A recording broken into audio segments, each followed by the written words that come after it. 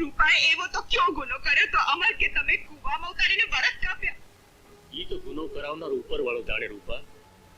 આજી મને માર્ગમાં મળે તો મારે એને પૂછવું છે કે તે આ જગતમાં પ્રેમ જેવો શબ્દ શા માટે સર્જ્યો? એનો જવાબ એ દઈ દેશે કે પ્રેમની પાછળ એને વિજોગ ઘડ્યો છે. પણ મારા ભાગ્યમાં તો એવો વિજોગ વિધાતાએ આલેખ્યો છે કે આ ભાવમાં મારા ભેરુનો ભેટો નહીં થાય. નહીં રૂપા, અમરના જીવતા આવું વિચારે તો આપ ફાટી પડે. આપ તો ફાટી ગયું રૂપા પર. એમાં હવે થીગડા દેવાની કોશિશ કરવી એમાં આપણી મૂર્ખામી છે. હું તો એટલું જ પૂછવા આવી હતી કે છેલ્લી ઘડીએ લગ્નની ના પાડવાનું કારણ શું? કારણ તો કુદરત જાણે, પણ હું એટલું જાણું કે રૂપા હજી મારી છે. એને હું અબઘડીએ ઘોડે ચડાવીને લઈ જઈશ. હવે હાથીની અંબાડીએ ચડાવીને લઈ જાઓ તો એ મારા બાપુની ગયેલ આબરૂ થોડી જ પાછી આવવાની છે. અંતર ઓળઘોળ કરનારને મન એના પ્રેમથી કોઈ મોટી આબરૂ ન હોય રૂપા. તો ઘોડી પલાણો અમર, દુનિયાથી એટલા દૂર થઈ જાય કે કોઈ આપણને જોઈ ન શકે. છતાં પહેલા એક પ્રતિજ્ઞા પૂરી કરવાની છે રૂપા. જ્યાં સુધી મારા બાપનું ખૂન કરનારનો વેર ન વાળું ત્યાં સુધી હું ચોરીએ નહીં ચડું. બાપુનું ખૂન કોણે કર્યું? ઈ જાણતો હોત તો રૂપા જમાને ખોયડે હોત. અમર,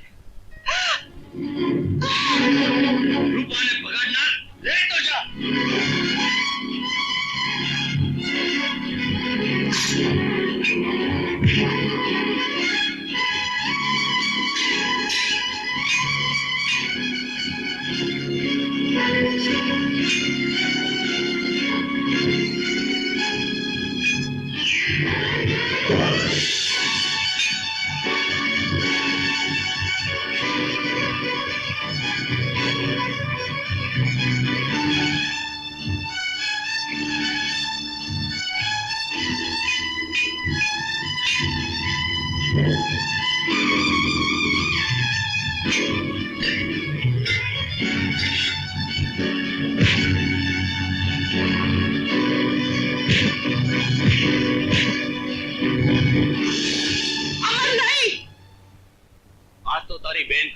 જીવતો જવા દઉં છું માધવ, પણ હવે જે દી અમારા સામે આંખ ઉઠાવવાનો વિચાર કર્યો છે તે દી તારું માથું થોડું બનાઈ હોય.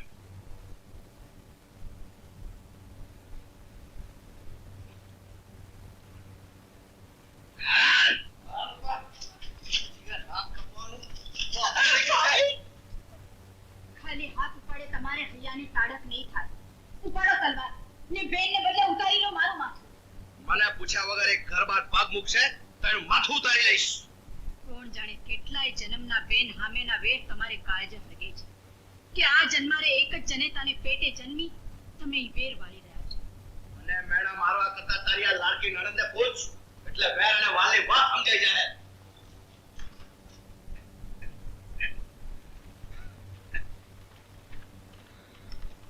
માધુ દીકરા, રૂપા તારાથી નાની છે. હું તો હવે થોડા દિનો મહેમાન છું. એના લાડ કોડ પૂરા કરવાની જવાબદારી તારે માથે છે. એની કદી આંતરડી કકડાવતો નહીં, નહીં તો એના એક ન્યાય આ ઘરનું દનોત પનોત નીકળી જશે. બાપુ ભરોસો રાખજો, હું કદી એવું કામ નહીં કરું જેથી આ ખોડાની આબરૂને આંચ આવે. ઈ તો મને ભરોસો છે. માધવ, તું દેવભાના ખખરે જઈ આવ્યો? બિચારાને મારાથી એ મોટો આઘાત લાગ્યો કે મારા પહેલા ચાલ્યો ગયો. હું એક એવો અભાગ્યો છું કે ભીરુબંધના મોતમાંથી રાજબાના મોં સુધી એ નથી જઈ શકતો.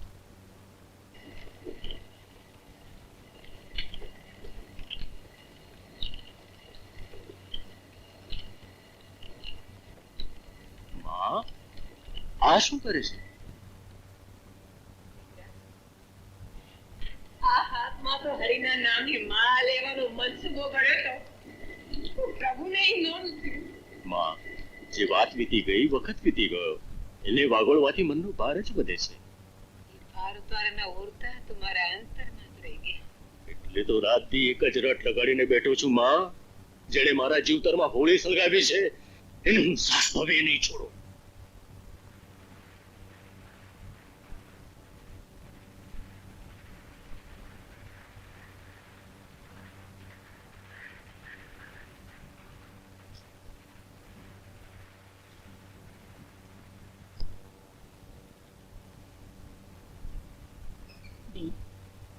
દિવાળીના શુભ દિયે આંખોમાં માસુડા ન હોય.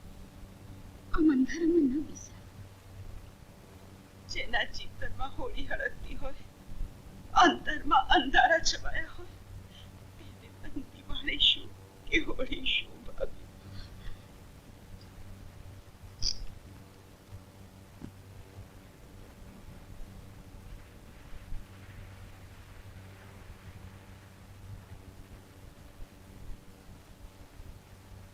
માં, આ દીવડાને હોલી નાખ. મને અંધારામાં એ મારો માર્ગ દેખાય છે.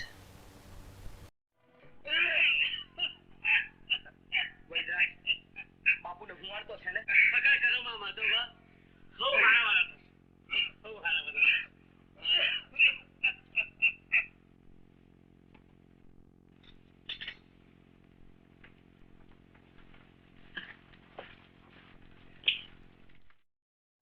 ઓહો, આજ તો મોં પર બહુ મોટો હરખ દેખાય છે ને? તે દેખાય જ નહીં. આજે ભાઈ બીજ છે ને મારો ભાઈ મહેમાન થવાનો છે. સપના જેવી વાતો છોડી દે સોન. અમરનો પગ હવે આગળ ના હોય. તો જોતા રહેજો. આ હેલ ભરવા જાઉં છું ને પાદરેથી પોપટી આવું છું. અને દૂધ પીને વયો જશો.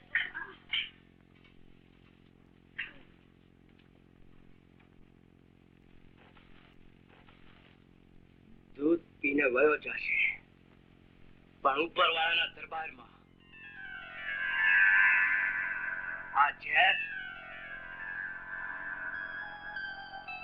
ઘડીના છઠ્ઠા ભાગમાં મારું વેર વાળી દેશે.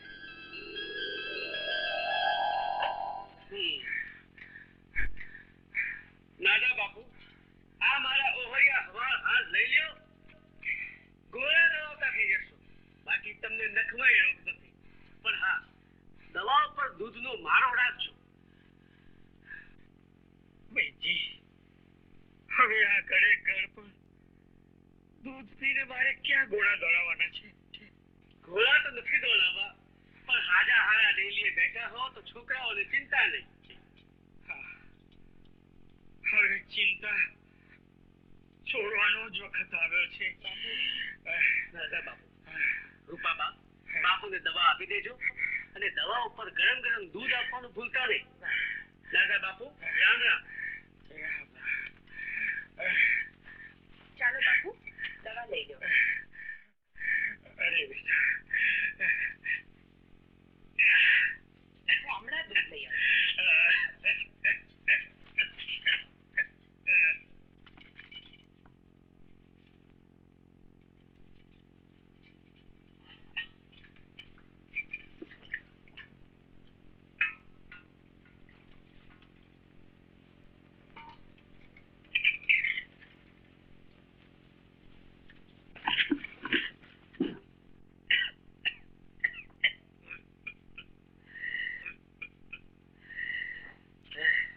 લ્યો બાપુ, દૂધ પી લો.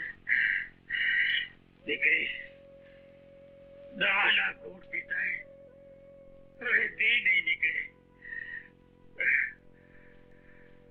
હવે તો ઉપરવાળો ક્યારે દોરી ખેંચી રે એની ખબર નથી. આવું અમંગળ શું બોલો છો બાપુ? અભંગ નથી દીકરી. સ્વર્ગને બારણે તારી બાર રાહ જોતી બેઠી છે. છેટું પડી ગયું.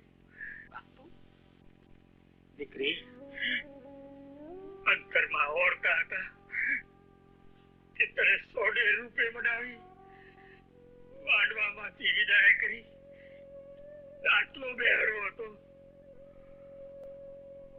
પણ બધું એ માણાનું ધાર્યું થાય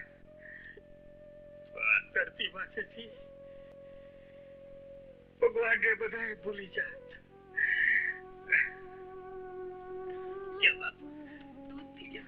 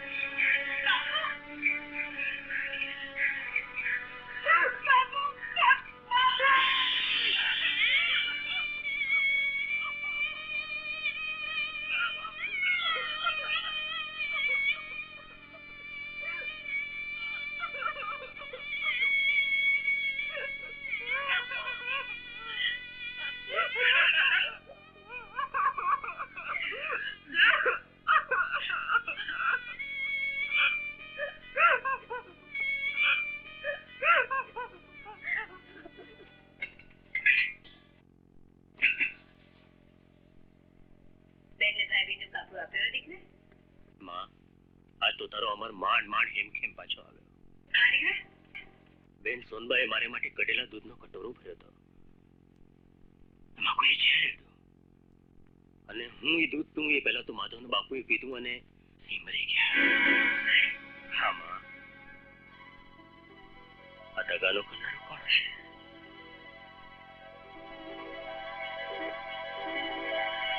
માધવ.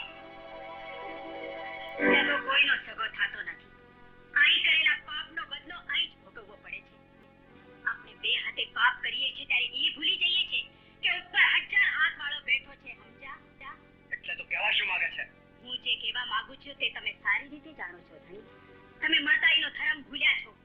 અમરને મારવા જતા તમારા હાથે જ તમારા બાપનું મોત થયું.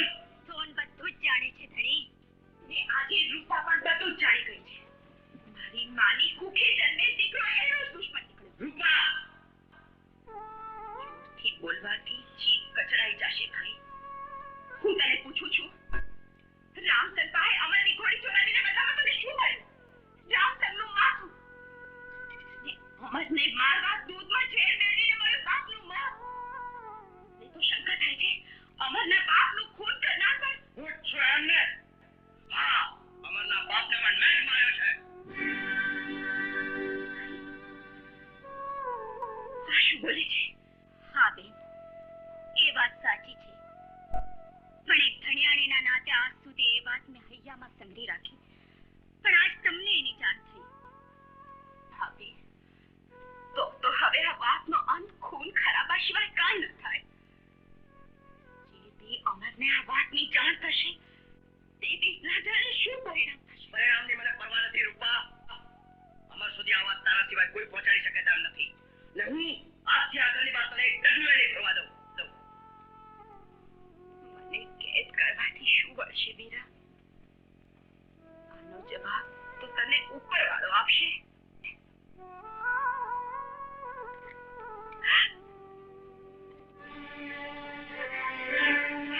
વિરાજ, તમારી જવાન પર મારા મરનાર બાપુની દુહાઈના લોખંડી તાળાની ચાવીઓ મને મળી ગઈ છે.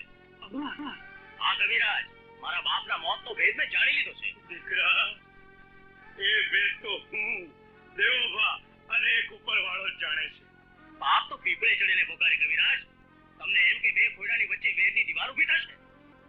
આ અમર બે કુટુંબના હિત પ્રીતના કટોરામાં ઝેર ગોળાશે એટલે ઈ ઝેરનો ઘૂંટડો તો ગળી ગયા, પણ આ જે ઝેરની દુર્ગંધની મને જાણ થઈ છે.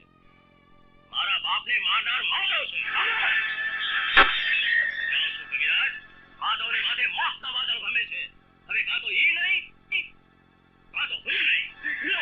અમર, અમર, અમર! જેને મારા ખોરડાની આબરૂ લીલામ કરી, એનું નામ પણ મારા ઘરમાં ના જોઈએ. જેનું નામ કાળજે કોતરાઈ ગયું છે એ તો કાળજુ કાઢે જ જાય.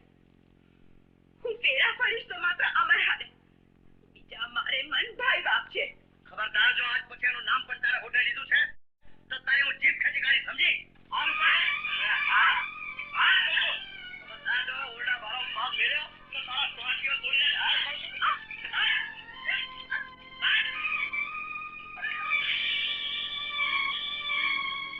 આ ઓરડા વાળો પગ મેળીને જો અમારના ગામને મારા ભીખ પણ મારી છે તો તારી નાચું ફોડી લાગી, સમજી?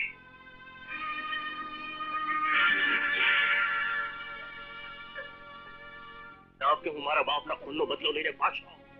દીકરા, માના નાતે એવા આશીર્વાદ જરૂર દઈશ કે તારા બાપના ખૂનનો બદલો લઈને તું પાછો આવે.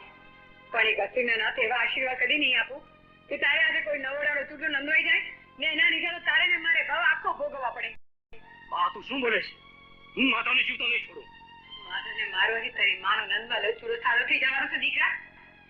જેને તે ધર્મની બેન મારી છે એવી સોનવાનો ચૂડો ભાગીને તું શું પામીશ? મારા બાપુના આત્માની શાંતિ, એની લાશ પર લીધેલી લોહિયાળ પ્રતિજ્ઞા. પ્રતિજ્ઞા પૂરી કરતા પહેલા તારે મારી લાશ સુધી જવું પડશે મારા દીકરા. હવે એક ડગલું આગળ વધો છે